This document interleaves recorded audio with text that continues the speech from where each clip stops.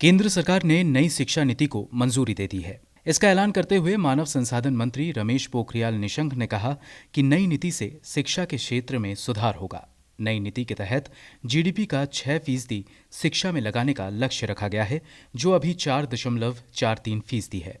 कहा जा रहा है कि नई नीति लागू होने के बाद शिक्षकों को ठेके पर रखने का चलन और बढ़ेगा और स्थायी टीचरों की भर्ती सुस्त हो जाएगी।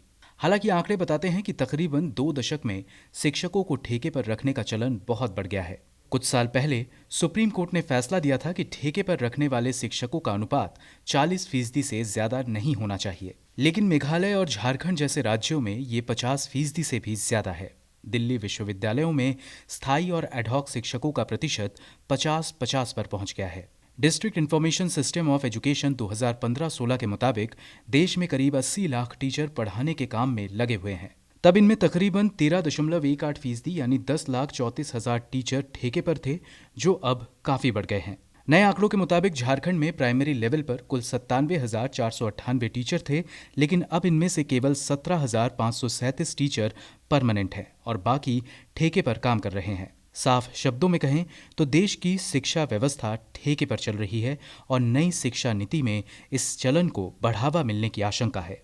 नई शिक्षा नीति में ऑनलाइन एजुकेशन को बढ़ावा देने की बात कही गई है, लेकिन एक रिपोर्ट बताती है कि देश में केवल 25% स्कूल में बिजली और कंप्यूटर उपलब्ध हैं और इनमें लगे आधे कंप्यूटर चलते भी नहीं हैं।